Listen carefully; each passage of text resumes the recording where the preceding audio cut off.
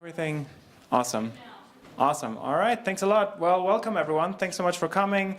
If you haven't gotten pizza yet, there is pizza. So yeah, don't be shy. And obviously you can take second, third servings. Like it's kind of as long as it says here. At least one person's like, yes, that's what I want to hear.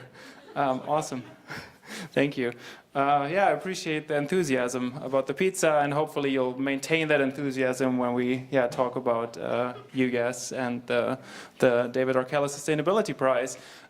So this will basically be kind of like the prize ceremony about the David R. Keller Sustainability Prize, where we'll just hear a little bit about the prize. I'll say a few words, but really what we're here for is to hear about UYES, the Utah Youth Environmental Solutions, and kind of the great work that they've been doing. They're this year's prize recipients, and we're very happy to have Muskan Walia and Maria Archibald here to actually talk to us both about your general mission, all the great work that you've already done, and what you plan to do with the prize money.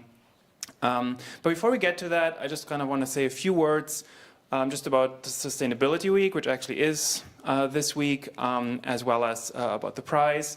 Oh, and let me also maybe briefly introduce myself, because I always forget to do that, and then people are like, who is this guy, and why does he have a mic? But so I'm Thomas Bretz. I'm associated with the Center for the Study of Ethics. I'm the Environmental Ethics Fellow there. I work over in the Philosophy and Humanities Department, and I'm focused on environmental ethics, so hence the connection with the prize and with the center. So I first want to kind of say, just point out, that it is Sustainability Week at UVU, so there's going to be events every single day, right? So if you're interested in the topic, check it out on the sustainability, UVU Sustainability website.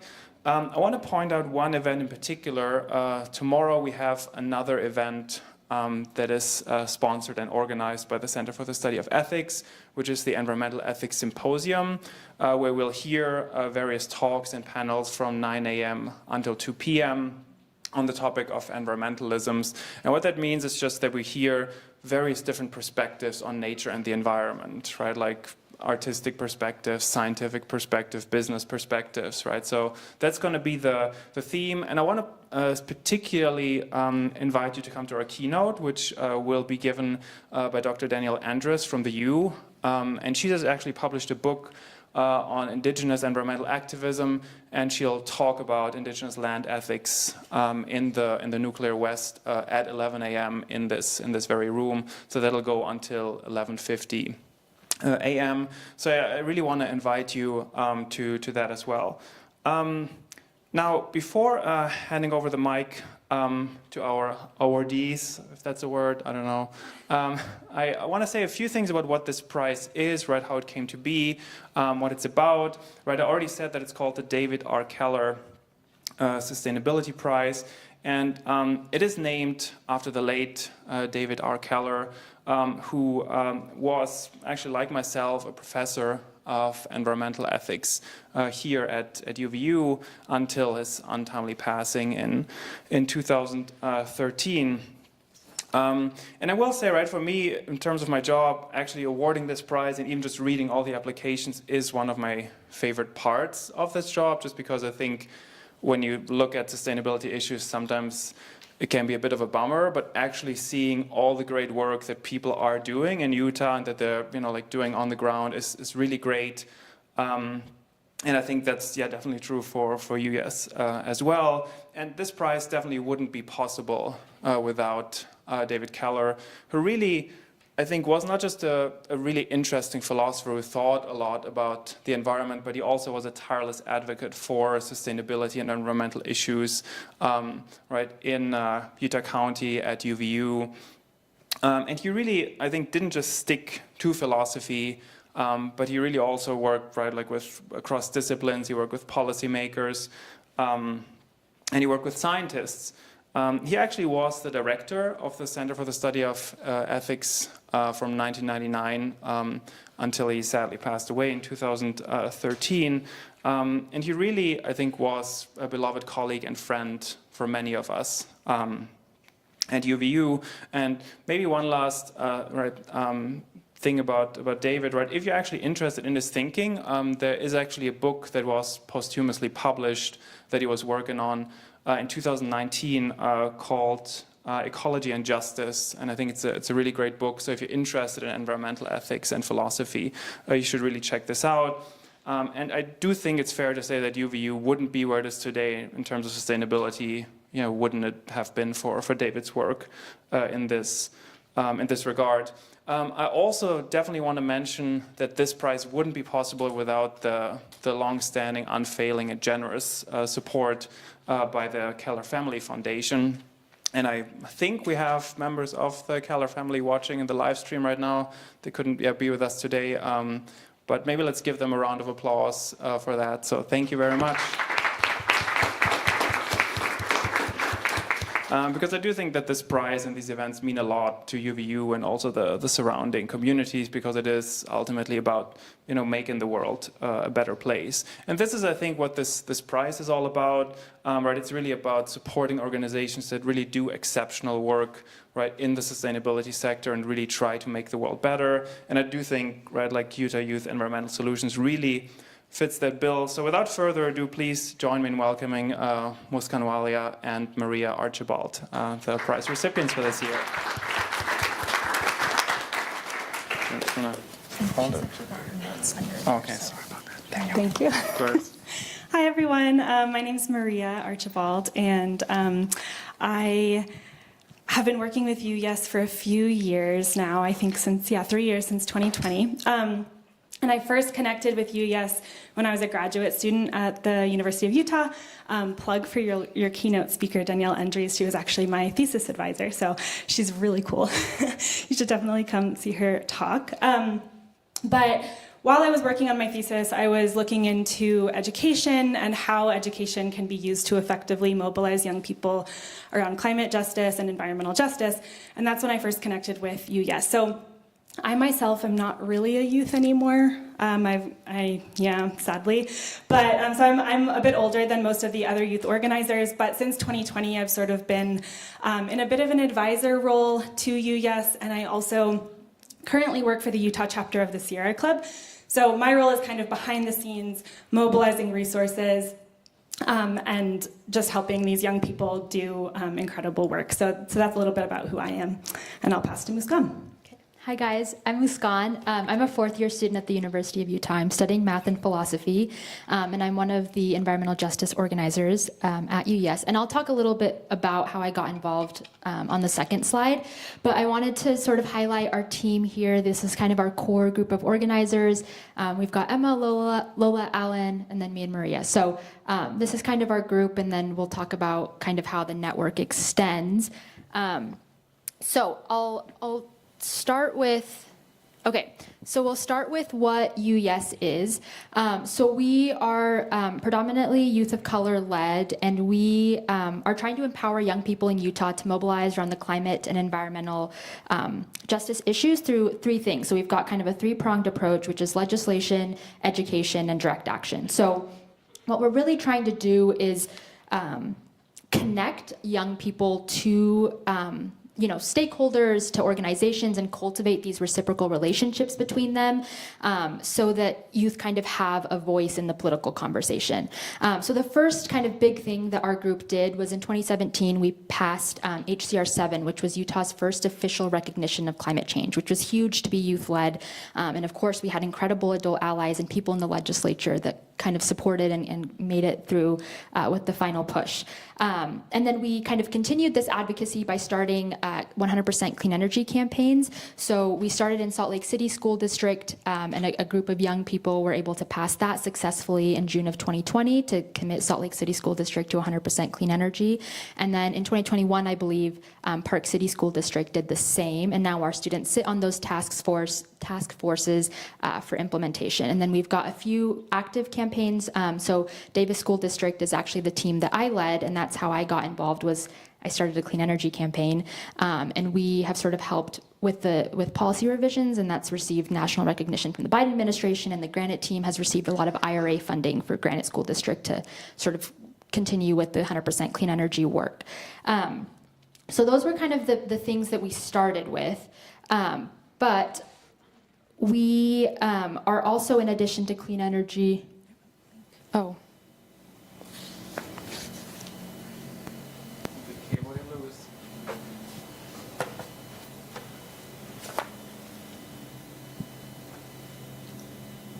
We'll fix this.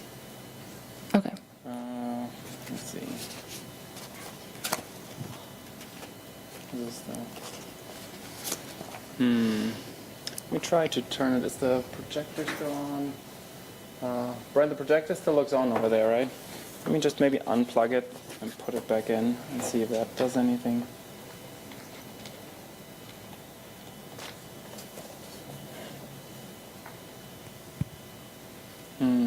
Put this way? Oh, no.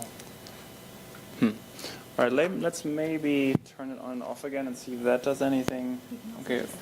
Yeah, we Yeah, can talk all right. without I it. think maybe that's what we might have to do. Should we wait just to see if it... Yeah, maybe it'll come back, but it does seem that it's actually an issue with the connection here, right? Because I think like when you move it, it turned blue a moment ago. All right, I think maybe we'll have to continue without it. Oh, there it is. All Okay, right. cool. There it is. God has heard us. Okay. While we're having this little break, just a reminder, we will have time for like conversation and questions after. So, please, if you have questions, you can definitely ask them later. Okay, All right. thanks.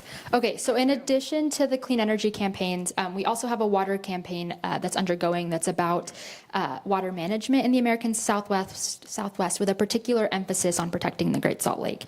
But while all this great energy and water stuff was happening and these campaigns were happening, something happened in 2019, which was that a lot of our sort of core founders and organizers of UYES had graduated high school and had moved on to college. And so some of us organizers that were left were like sort of understanding or coming to the realization that to sustain these campaigns, we needed education because youth are in a transient state of life, right? Like we're moving, we don't know what's happening next. And if we really want youth leadership, we need to make sure that people younger than us are educated and sort of getting ready to then step in as leaders. And so we were trying to sort of create these onboarding opportunities and these education opportunities to sort of combat this intense turnover that was happening. And so this sort of led to us connecting with Maria, identifying, we met as a group and we're like, we want some sort of curriculum, that sort of helps us understand and helps other young people understand and gives people the vocabulary that they need and empowers them to be leaders.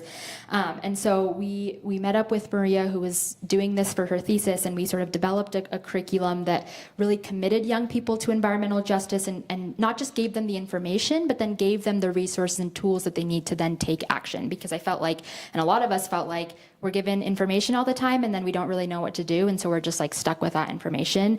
And so that was sort of the hope of the curriculum. And Maria will talk about, the curriculum actually coming into fruition. So yeah, like Muskan said, this education program that we've developed, this environmental justice training program, is the bedrock of our work in many ways because, like she said, we can't really sustain long-term youth leadership without making sure that we're always bringing in younger generations to our work and into those leadership roles. So we developed a curriculum and a training program, which we've now done for 2 years. We just wrapped up our second annual training program in August. And it's unique for a couple reasons. One is that it's fully by youth for youth. So the education and training team, which was those 5 folks on our first welcome slide, that's a group of young people ages 18 through 23. And those youth are spending the whole year developing a curriculum for a younger cohort of youth, ages 14 through 17, for the summer. And so this is really unique because it's youth teaching younger youth, and because these young people are in charge, they get to create a curriculum that reflects their interests, their passions, their priorities, and make sure that it's really speaking to youth, and that these younger youth are seeing other young people in positions of leadership and in teaching positions, and therefore we think it's a lot more empowering than young teenagers only being able to see adults as role models and adults as educators. So that's a really cool thing about our program. It's also place-based, so we go to the places that we're learning about, and we talk firsthand with community members who are at the front lines, or like first and foremost affected by the issues that we're learning about.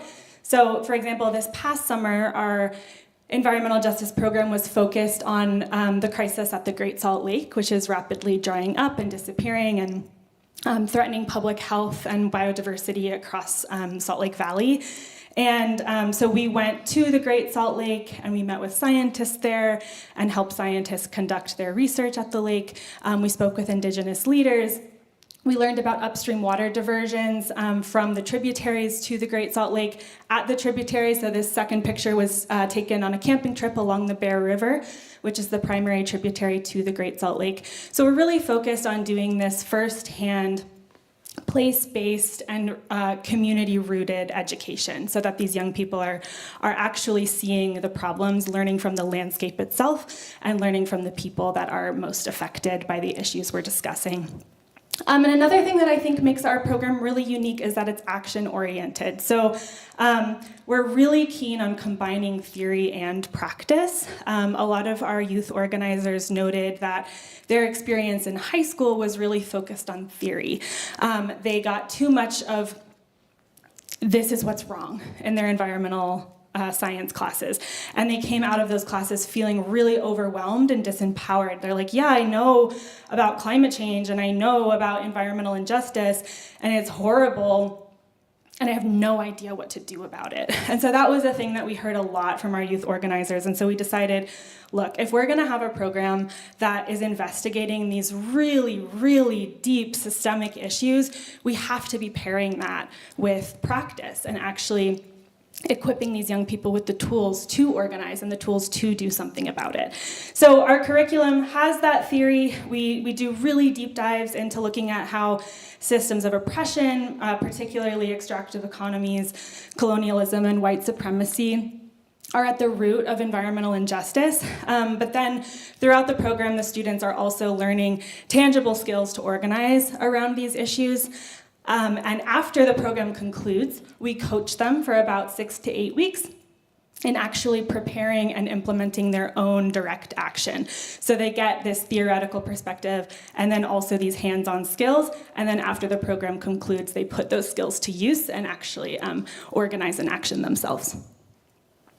So last year was the first year that our program first launched, and this year is our second year. So last year, the students, they have complete autonomy to do what they want to do with that 8 weeks. And so last year, the students wanted to do this die-in, which is a form of direct action. And they had felt like, young people are intentionally left out of political conversations, and this direct action is a way for us to sort of insert ourselves into the conversation if people aren't going to let us be a part of it. So last year, we did what was called a die-in, and these are just some images from the die-in. But essentially, it was sort of a theatrical piece. It was the hottest day in September, and we had made gravestones. And we're all about environmental justice, so we connected sort of the lake dying. We drew parallels between the lake dying and certain communities getting left behind by decision makers. And so that was what we did. Youth kind of dropped one by one, and we had a silent procession for 5 minutes and walked in silence. And then at the end, we sort of tapped on our hearts to say that there's still hope and that we need to get up and continue. So ultimately, the goal of this specific direct action was to communicate no false solutions and to say that people right now are trying to geoengineer their ways out of this crisis without really addressing the root causes.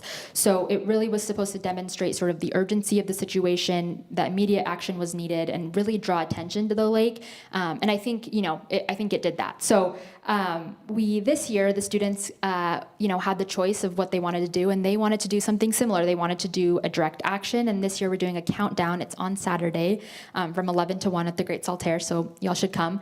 And that is sort of similar, but this year we got a lot of comments that were like, okay, great, you drew attention, and now what is the action that you are going to follow this up with? And so once they've done this countdown, this group in particular is very interested in also legislation. So if you guys remember, our thing is legislation, education, and direct action. And so we'll be following that action up with legislation that's to be announced. That's what it is. So that's sort of the third piece of our three-pronged approach. And Maria will sort of talk about then our organizational model and what this funding will be used for. Cool. So again, I kind of want to go back to that idea that Muskan brought up at the very beginning, where we had these young people coming through the program, but because high school students are in high school for 4 years and then they graduate and oftentimes leave town, we were realizing, okay, we really need to find a way to make this self-sustaining. And so we're well on our way to doing that, I think. We always have room for growth and improvement, but we made this little flow chart just to kind of show you guys what we're striving towards and what I think we're getting pretty close to achieving in terms of our organizational model. So again, like I said at the beginning, the environmental justice training program is it's the bedrock of our work. That's where young people come in to our network and to the organizing that we do. And again, that training program, because it combines theory and practice, the goal is that every single student graduates from that environmental justice training program not only with a deep understanding and knowledge of environmental justice issues, but also with skills and tools to organize around issues long term. So when our students graduate and after they organize the follow-up action, they're sort of given the option of going into one of these 3 major areas and continuing to organize with us long term if they're interested. And those 3 areas are the clean energy campaigns, which Muskan talked about a lot at the beginning, which are striving to transition all of the school districts in Utah to 100% clean energy. There's our water campaign, which again is focused primarily on Great Salt Lake and pushing for legislative action to restore the lake to a healthy level. And then the third is our education and training team, which designs the education program for future cohorts. So you can kind of see here at the bottom with the education and training team, it's like a reciprocal little cycle there where people come out of the program to the education and training team, and then they're actually responsible for designing that program and teaching future cohorts of young people who are then again given the option to go into any of these 3 areas long term. So yeah, that's kind of what we do, and because this environmental justice training program is where sort of everything begins, that's the part of our work that we're trying to really deepen, and that is what we're going to be using the Keller Prize for, which we're so grateful for, and we think is going to enable us to make this experience even better and deeper for future cohorts of youth. Okay, and I think that's it. So we've got our emails and our website if y'all have questions, but I know that we're also opening it up. So yeah, that's UYES. Thank you all.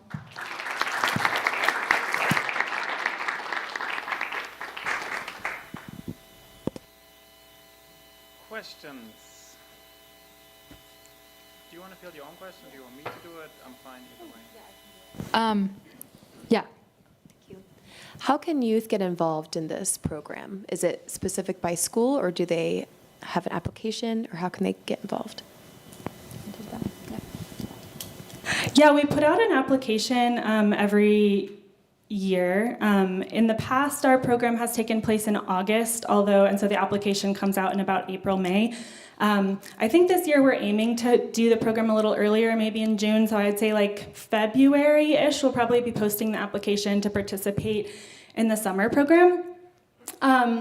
But there's other ways to get involved too. Like, you don't necessarily have to start with the education program, which is annually. That's how most people do. But if you know a young person who's interested in joining a clean energy campaign in one of our existing districts or starting their own in a different district, they can get in touch with me or Muskan, and we can pair them with the support that they need to kind of like get that going, even if they haven't gone through the training program yet.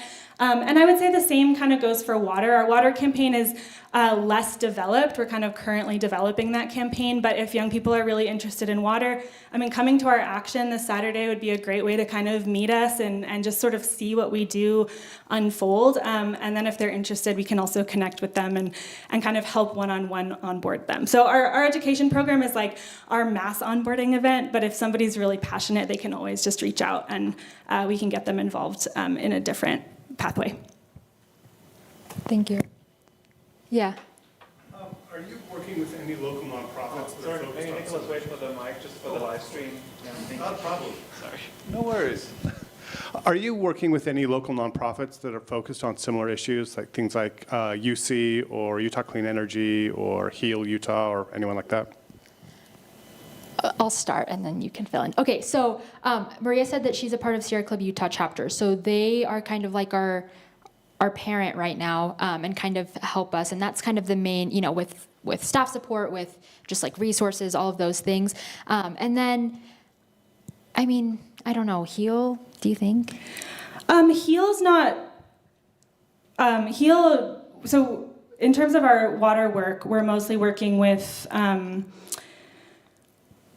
Sierra Club, which again I'm a part of, and we've also sort of loosely partnered with Save Our Great Salt Lake in the past. There's this coalition of organizations that are working on water issues, and we've worked with all of them in the past, and they've like really helped us amplify our actions and help us with resources for what we're doing.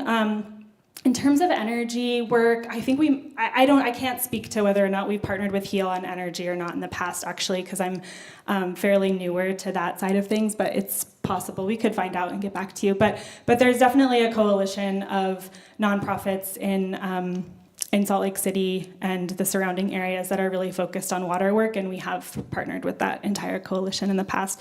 But Sierra Club is the closest partner that we've had.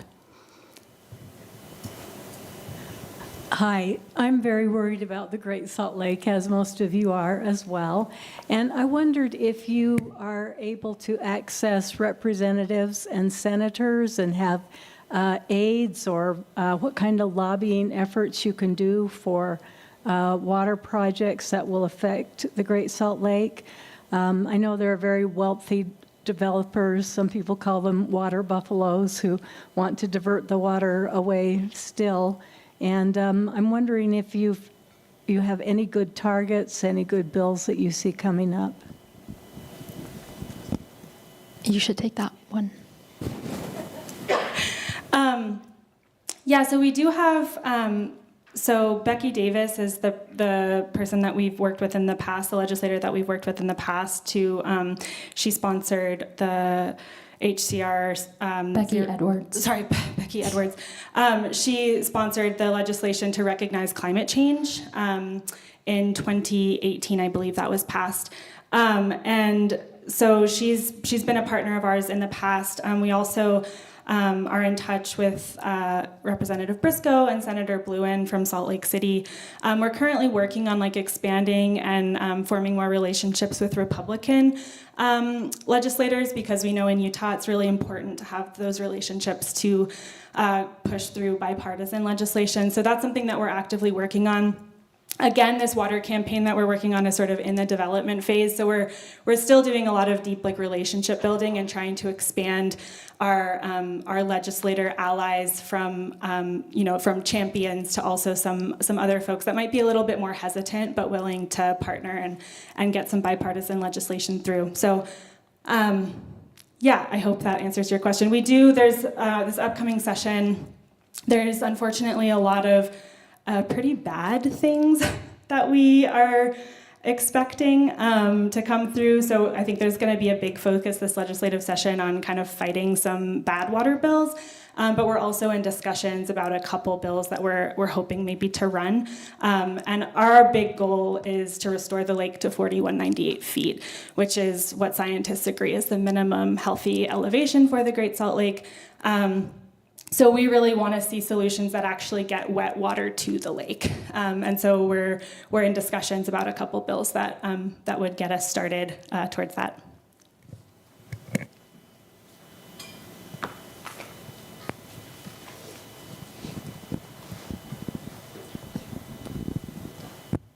I just had a question about how are you able to like distinguish like what organizations are actually like worth supporting and like following along versus the ones that maybe like seem to be all about like conservation and like sustainability and stuff, but they might actually have like a different motive for doing it. That makes sense. We can tag team this. I think, yeah, that's a really good question. And as sort of a newer organization, it's something that we're always thinking about is who do we want to partner with? And especially as an organization that's youth of color led, we have to be really careful with the relationships that we create. And I think that one of the primary ways is you don't really know the motives of an organization until you know the people. And so we sort of we have really great adult allies that have gone into spaces and sort of checked spaces for us. I think the other thing is like we're youth, right? And so a lot of us young people have been in spaces with adults, and the power dynamic is there, and it's really hard. So it's like sort of testing out the waters and being a part of like kind of hard conversations, and then being like, okay, we're not doing that ever again. And then really relying on sort of our adult allies to like suss out some people and see like what the vibes are of an organization. So I think that's like such a good question, because it's something that we are like constantly thinking about. And sometimes, I don't think we've made a mistake yet, but I'm sure that we'll make a mistake and get burned, and that's fine, and we'll just learn from it. But I think really sort of just taking the risk and like first getting to know the people and like taking the time to build relationships, and only putting in effort and sort of investing into the ones that are good ones, and sort of trusting our gut. I think the other cool thing about our organization is we're completely consensus based. So every decision, any next step that we take, we bring it to the whole group, and we sort of have a consensus process, and we don't move forward until everyone is on board. And yes, it's a little slower, but it makes sure that, the big things, the big questions, everyone is on the same board. So if we have to make smaller decisions in the long run, there's not a bunch of conflict because someone's opinion was left out at the beginning. So that's sort of the other cool thing that we do is really lean on that consensus-based decision-making model. Do you have anything to add? Yeah, I think what I would say is, like, in my experience, I've been doing youth organizing since I was like a teenager, and something that I've experienced a lot, especially in spaces that are led by young people of color, is that there's sort of like a double, there's like a high risk of having your work be sort of like appropriated by nonprofits who want to kind of stamp their name on something and get credit and use it as a fundraising opportunity, but then don't actually give these young people of color like a seat at the table when they're making decisions or considering next steps. So I think that is something that we're kind of always thinking about when we're looking at partnerships, is how authentic does your interest in partnering with us seem? Like, do you want a photo op so that you can, have your fundraising appeal, have all these young people taking action, but then aren't gonna actually take their ideas and priorities seriously when it comes to decision time? Or are you there start to finish? And so that's a big thing that we're kind of always looking for. And I think, like Muskan said, we've been really fortunate. We have some really good partners. Most of my experiences in seeing that like appropriation happen come from past organizing experiences that aren't with UYES, but we know that is a dynamic. It's a very prevalent dynamic, and I think it's something, I don't know exactly how to tell you how to know. It's just, I think, really asking a lot of questions and digging deep into like, what is your interest in partnering with us, and like, what do you believe the capacity of young people of color is, and how seriously are you going to take us tomorrow after the photo op? Okay, so I'm 18 and I don't really hear about kind of like what's going on really besides like social media. So do you know other ways to find out what's going on or to get involved in legislation? Or would I be able to be involved in this at all? Yeah? Yeah, well, definitely. You should shoot us an email. So social media is great. I think the other thing that we are in the works right now is creating sort of a listserv.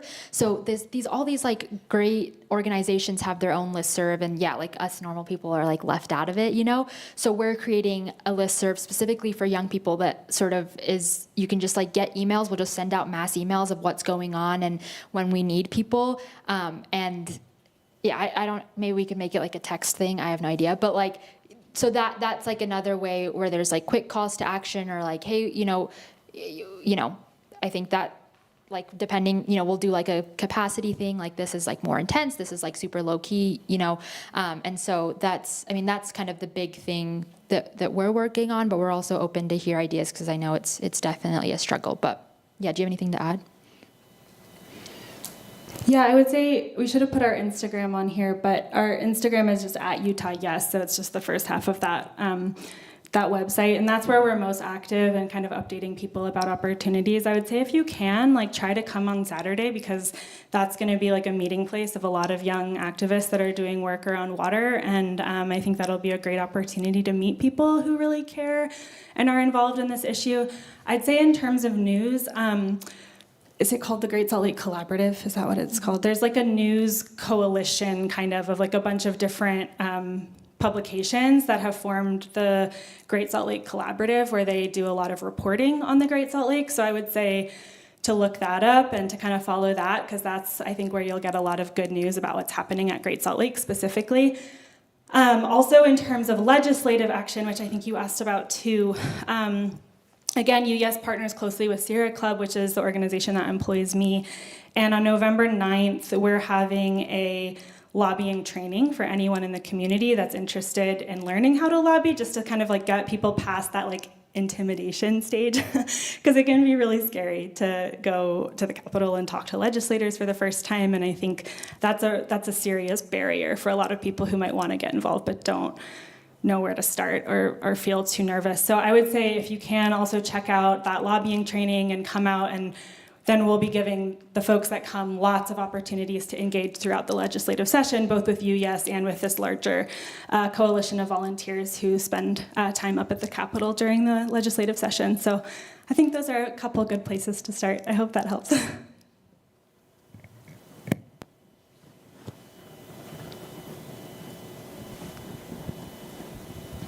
So for most of us, we're above 18, but young enough that we don't have kids that can be in this program.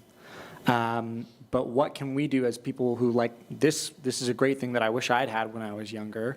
But what can we do to assist you guys and to really support you, since we're kind of maybe a little aged out of being in the actual program?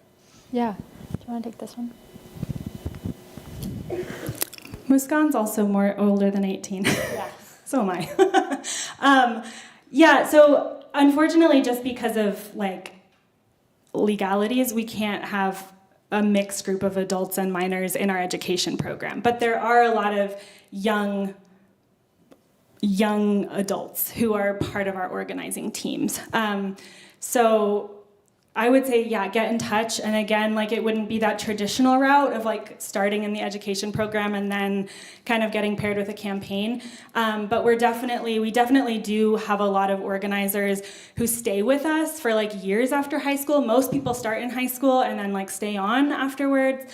But some people have started after high school with like one of those campaigns that we mentioned. The only thing that you wouldn't be able to participate in is the training program, which again is a really cool opportunity, but it's not the only way to get involved. So I would say reach out, let us know what you're interested in, and we can figure out how to get you involved in one of those campaigns.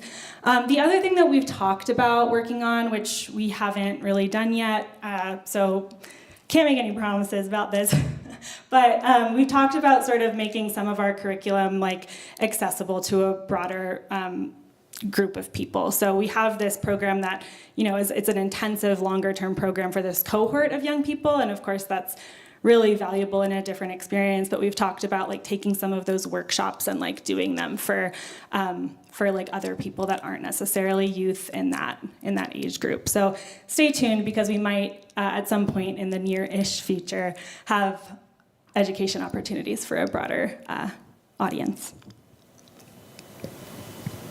Do you have anything to add?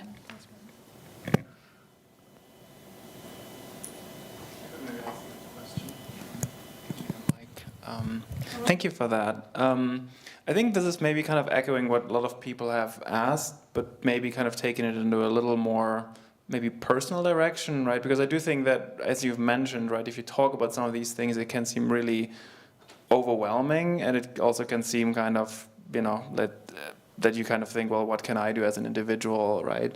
But I guess I'm wondering, right, for you personally, right, what are the kind of the things that keep you motivated? And maybe also, what would you tell someone who is just like, I'm just very frustrated, both with the political process, and I don't know how much I can really do and I feel just kind of overwhelmed by the enormity of the tasks, right? But what are kind of some things you usually tell yourself or tell other people where you're like, no, I'm going to keep doing this work? Yeah, I can start. So I started my clean energy campaign fresh out of high school. I did not know that climate change was a thing when I started this campaign. I had just learned about it and had some personal experiences with my family that I realized was an effect of climate change. And so I'd kind of gone from this like living a sustainable life, I didn't know it was a sustainable life, and then starting this clean energy campaign, which is kind of like a gigantic jump, but it was such a gigantic jump because I was like being personally impacted by the problem. And so that's kind of like what has kept me going. And gosh, like it was so hard, like the district was, there are hard things, and hard dynamics to work through. So I would say first, I would assume that y'all care about sustainability if you're here, but like find something personal that's impacted you personally, because that's sort of what's kept me going is like this thing that happened in 2020. And I would also say like, we have this three-pronged approach, which is education, legislation, and direct action. And it's three-pronged because people kind of find what they like to do. And some people are just like, screw legislators, screw whatever. I'm just going to do a direct action, make a stink, and like add some political pressure, And so we've got, we've got people who do that, and that's what we do. And then there are other people who are like, I love working with these legislators, or I love the stickiness of the situation, and so we've got space for them. And then, I think like if both of those are really daunting, like, I don't know, I think like remembering kind of the small, and that's where education comes in. Like our program, it's like 15 to 20 students, which is, it's a lot, but like it's not that much in comparison to sort of these big tasks of like passing legislation or planning a whole action. And so like, I think that's more feasible is like, I'll go to a workshop and I'll kind of learn what's going on, and then maybe I'll teach people in a couple of months and practice that out. And so I think that's like sort of our goal with our mission is that we're trying to meet people with whatever they can at the moment, and people switch. They go, sometimes they're really fired up and want to do legislation. Other times they're like, I just want to do something fun. I want to paint. I want to do a countdown, build a giant clock, and that's what they'll do. So that's my sort of experience. Maria, do you have anything to add? Yeah, I would say like something that I found in my life that can feel really disempowering, and don't get me wrong, I'm not saying these things are bad, but like we're often fed, especially in like sustainability and environmental work, we're told like that individual actions are like our only option. Like, oh, well, use a reusable water bottle and turn off the water while you're brushing your teeth, like things like that. And those are great. Keep doing those things. I'm not saying we shouldn't do those things, but I think that when that is what we're told we can do, I think it's really isolating, and I actually think it's really disempowering, and you're like, okay, like I turned off the tap and these horrible things are still happening in the world, and like what else can I do? This is all I've been told that I can do.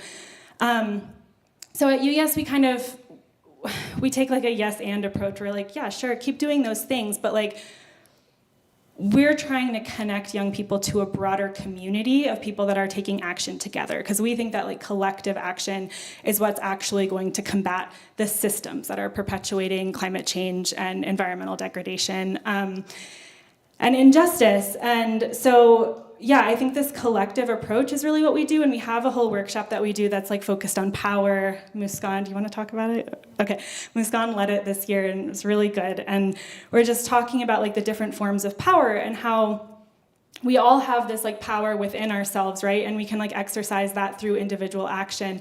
But when we come together and take action as a collective, our power will outweigh like the status quo every single time if we do that effectively and if we sustain it and if we're really organized. And if you look throughout history, like young people have been at the forefront of pretty much every social movement I can think of throughout history that's achieved transformative change. And so that's what we're talking about in our program. We're like, sure, keep doing all of those personal sustainable activities if you have access to them, right? Not everybody has access to like not going and buying fast food. So we're like, if you can, keep doing that. Great. If you can't, don't worry about it. You can still be part of a community that's fighting for change and that has a lot of power together, and that has shown again and again through history that when we organize and when we act together, we can create transformative change. And so that's really what we're focusing on, I think, and that's what gets me through the day, is just sort of thinking about, how much young people have accomplished and how much more potential young people have to make big changes.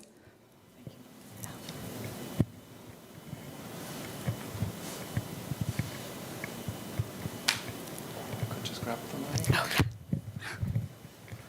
Last chance. Well, I guess let's thank our speakers again for this really great talk and Q&A. I think there's still more pizza, and thanks for coming, everyone.